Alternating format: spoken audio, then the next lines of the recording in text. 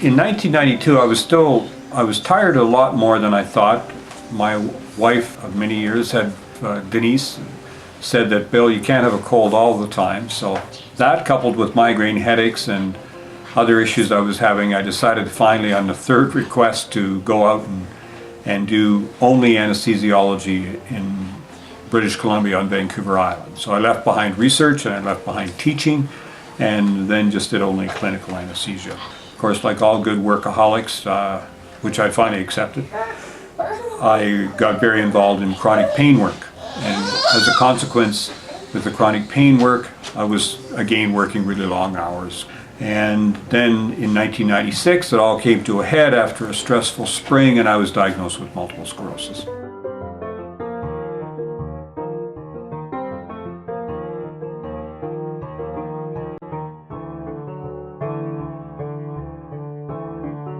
Grew up here in Saskatchewan, and of course then did medical school here, did 4 years of family practice in a small town in Saskatchewan, and did a specialty in anesthesiology and intensive care, and along with that did 2 years of neuroscience research. And during that time, studied how anesthetics work on the brain. So became very interested in the brain and brain issues. And then I took a position, a tenure track position at the University of Saskatchewan in Saskatoon, and worked there for 4 years, was a residency program director, so picking and training other anesthesia residents, as well as part of a stroke research team where we established a Center of Excellence for Stroke Research, which still was going on 20 years later. I was just walking a step or two, sitting down most of the time, terribly fatigued when I woke up in the morning. And so it looked very grim at that time. By the time I left work, August of '96, I couldn't empty a syringe with my right hand, and my brain wasn't working as well as I would have liked. I couldn't multitask the way I'd done previously. So I had to leave medical practice at that point, and of course heard about the concept of venous angioplasty as described by Zamboni from Italy on the W5 program, and a strong credit to them.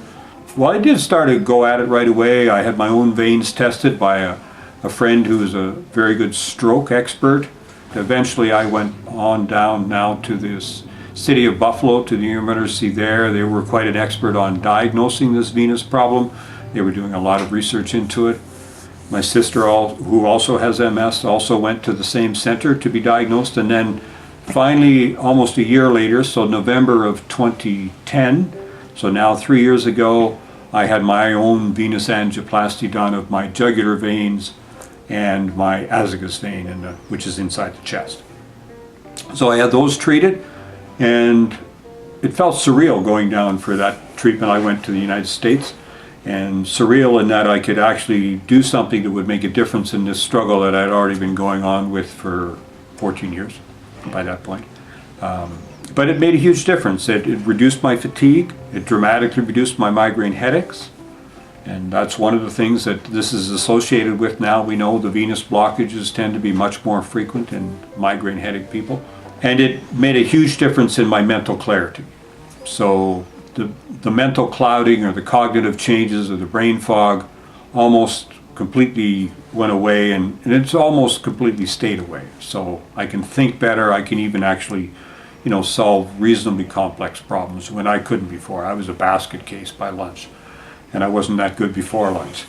It was kind of ironic to have all this training in neuro illnesses and neuroanesthesia, and then to have my own neurodegenerative disease. Trust me, it took me a while to say that word calmly, but acceptance is part of recovery. There's no question about that. I also, when I went over to Bologna, Italy, and met Dr. Zamboni, of course, that was the first International Society of Neurovascular Diseases. It's been great to follow the steps in the process. At those, I've met some of the key players, like Dr. Mark Hakey, who's the neuroradiologist, extraordinaire, even though he's a PhD physicist originally out of Toronto, and the other colleagues along the way, such as Dr. Dake and Dr. Simka, and Dr. Zavadinov, of course, out of Buffalo. And it's aware, and I understand why now, after Dr. Franz Schelling's very early work in the 1980s, which had him ostracized. He had to lose his career almost.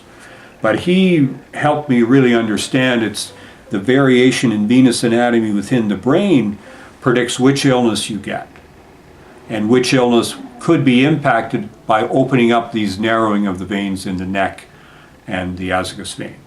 And so those illnesses now include Parkinson's disease, quite a lot of evidence toward that. Certainly the new kid on the block is Meniere's disease, which is terrible ringing in the ears and dizziness, and we have almost nothing to offer in regular medicine. Then another one, of course, I mentioned was migraine headaches, multiple sclerosis, and I know there's people have been treated as well for Lou Gehrig's disease. I mean, the place that I've seen it make a huge difference in the fairly advanced MS is in those with swallowing difficulties, because that's how people usually die with MS. They end up with food or liquids going into their lungs, they get pneumonia and they die. So they end up with a feeding tube. But I have two friends now, more than 3 years since their procedure, they swallow normally. And they were ready to go onto a feeding tube. So that's dramatic entity, not just life-saving, but that's a huge change. It keeps them out of care homes and chronic care. And I've lost several friends from suicide, and some from death prematurely with MS. So it's a tough go-round. You know, as is well stated by some of my colleagues on the board, including Michelle Walsh, I mean, some people don't have a lot of time.